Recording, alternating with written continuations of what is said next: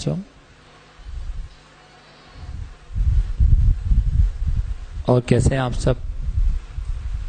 तो बच्चों आज एक मोटिवेशनल वीडियो लेकर फिर हाजिर हुआ हूं आपके बीच।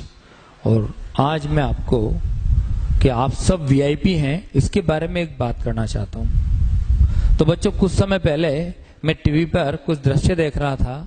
वहां पर कुछ अपाहिज लोग जिनके पैर नहीं थे वो हाथों से चल रहे थे, और जिनके हाथ नहीं थे वो पैरों से लिख रहे थे, और जिसमें सोचने की शक्ति नहीं थी वो अपने हाव भाव से बता रहे थे। ऐसे कुछ दृश्य मैंने देखे। जो सुन नहीं पा रहे थे वो अपने हाव भाव से एक्सप्लेन कर रहे थे। उनका आत्मविश्वास देखकर मैं दंग रह गया। तो मुझे लगा कि आज आपको इसी बात पर एक वीडियो बनाऊं। तो इन सब विसंगतियों को देखने के बाद मैंने WHO के कई आंकड़े देखे, कई संगठनों के आंकड़े देखे। तो मैं संख्या बताकर आपको विचलित नहीं करना चाहता हूं, लेकिन मैं आपको संक्षिप्त में ये बताना चाहता हूं कि लाखों लोग ऐसे हैं जिनकी आंखें नहीं हैं। इस दुनिया में लाखों लोग ऐसे हैं जिनके हाथ पैर नहीं हैं। इस दुनिया में लाखों लोग ऐसे हैं जिनमें सोचने समझने की शक्ति नहीं है। और इस दुनिया में लाखों लोग ऐसे हैं जो अपने पैसों के कमी के कारण या किसी अन्य कारण से बहुत छोटी छोटी बीमारियों में ही जिन दम तोड़ देते हैं, जिनको चिकित्सा समय पर नहीं मिल पाती है।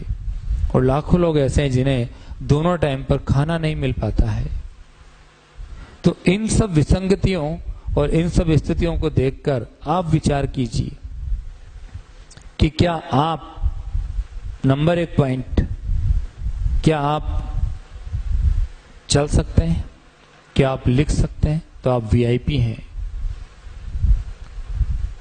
आप घर पे रहते हैं, आपकी छत है, तो आप वीआईपी हैं। यदि सवेरे शाम के भोजन की व्यवस्था है तो आप बहुत बड़े वीआईपी हैं।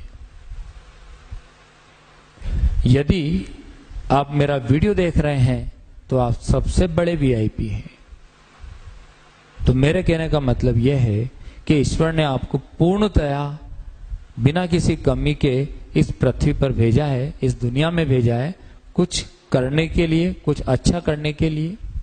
तो आप उन लोगों को देखो जिन्होंने अपने नकारात्मक वातावरण में रहते हुए भी, और जो कॉन्फिडेंस मैंने देखा कि किस तरह से वो अपना काम कर रहे थे, उनको देखकर मुझे लगा कि मैं आज आपसे इस बारे में बात करूं कि अरे बच्चों, आप तो वीआईपी हो।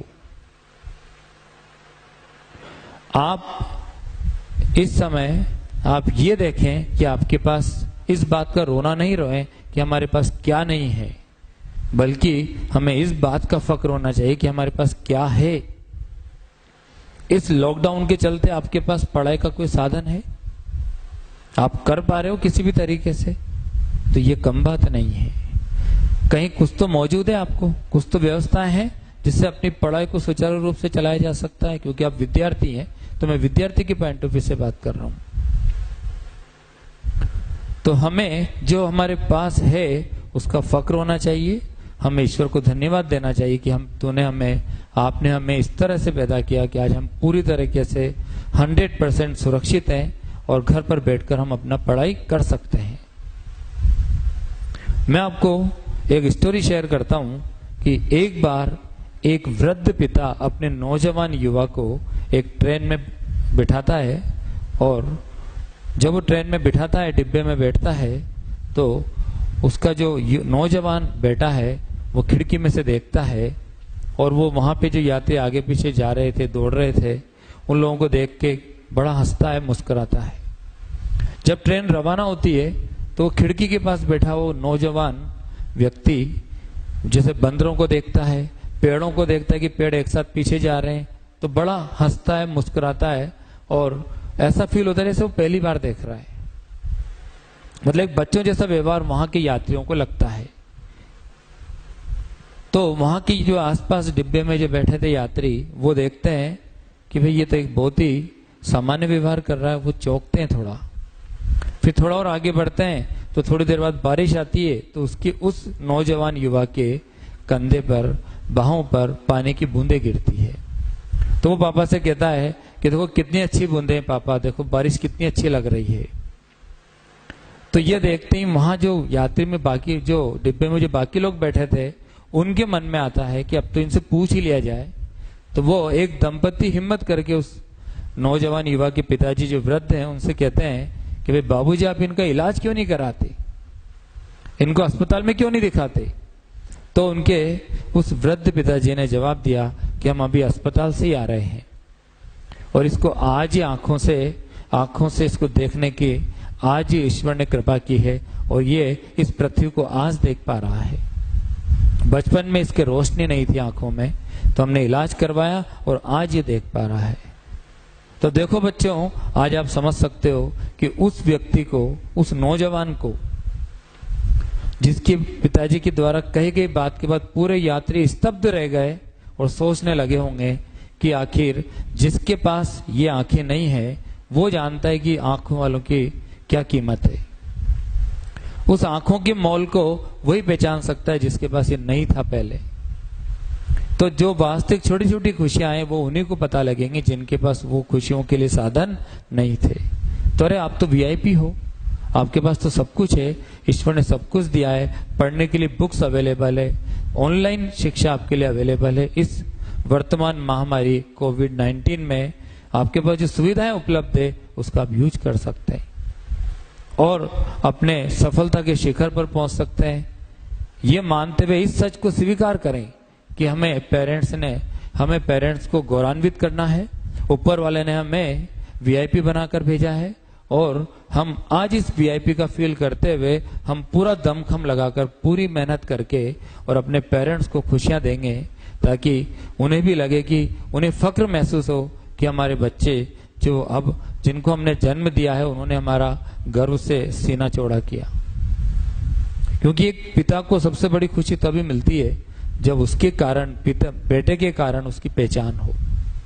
तो आप उनकी पहचान बनिए, उनके आपके माता पिता को आपके कारण जाना जाए, ऐसा कुछ करिए। और वो करने का अभी क्लास 12 में सबसे इंपॉर्टेंट यही है कि आप रोज की पढ़ाई रोज करें और पूरी एनर्जी, ताकत और जुनून से वापस जुड़ जाएं और जहां जैसे हैं वैसे ही सुरक्षित रहें और मेहनत करें।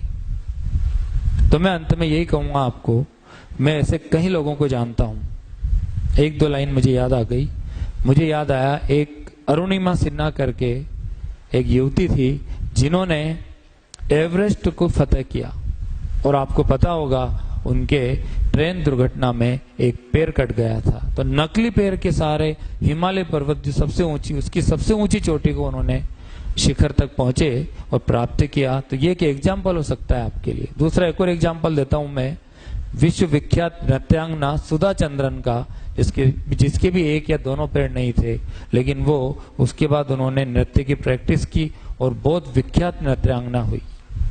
तो ये लोग जब कर सकते हैं तो आप क्यों नहीं कर सकते? फिर तो आप तो पूरे हो यार, आप तो वीआईपी हो, ऊपर वाले ने वीआईपी बना के भेजा है। तो क्यों नहीं अपन आज से वापस मेहनत करें और ये नहीं सोचे कि हम घर पे कैसे पढ़े सर, हमारा तो कोटा में मन लगता है। हम जहां हैं वहां पर सुविधा तो है ना आपके पास, तो करो मेहनत, लग जाओ वापस पूरे प्रयास से। अभी 22 बच्चों के 100 आए थे, कल आपके भी आएंगे, उसके लिए मेहनत करें और सफलता प्राप्त करें। तो मेरा आज के लिए मूल मंत्र यही है, मैं आपसे यही कहूंगा कि अपनी कमियों को नजरअंदाज करें। आपके पास टीवी नहीं है, आपके पास अगर लैपटॉप नहीं है, कंप्यूटर नहीं है, तो मोबाइल में पढ़ लें। किसी भी तरीके से पढ़ें, लेकिन पढ़ाई जरूर करें क्योंकि ये वक्त दोबारा नहीं आएगा। सब चीजें टाइम पर होंगी, एग्जाम भी होंगे, सब होंगे। अभी 10 बोर्ड का भी एग्जाम हुआ था, इतने कोरोना वायरस के दौरान भी हुआ ही सही ना एग्जाम, जबकि अनिश्चितता की स्थिति थी, पता नहीं कब कैंसिल हो जाए, तो भी हुआ ही सही। और पेपर का लेवल आया था क्लास 12 का बहुत हाई फाई। तो इसलिए अपने को नहीं पता आगे क्या होगा, कब तक ये बीमारी चलेगी, क्या होगा। अपन अपनी पढ़ाई को कंटिन्यू रखें और मेहनत करें और अपने पास जो कमियां हैं उनको नजरअंदाज करते हुए, जो ईश्वर ने हमें वीआईपी बना के भेजा है, जो आज हमारे पास सब कुछ है, उसको फक्र करते हुए, उसका यूज करते हुए आगे बढ़े। और अंत में मैं यही कहूंगा कि अभी जिंदगी की असली उड़ान बाकी है, अभी बहुत सारे इम्तिहान बाकी हैं। अभी तो नापिए मुट्ठी भर जमीन, पूरा आसमां बाकी है। तो आज के लिए इतना ही, फिर अगले वीडियो में फिर मिलते हैं। All the best.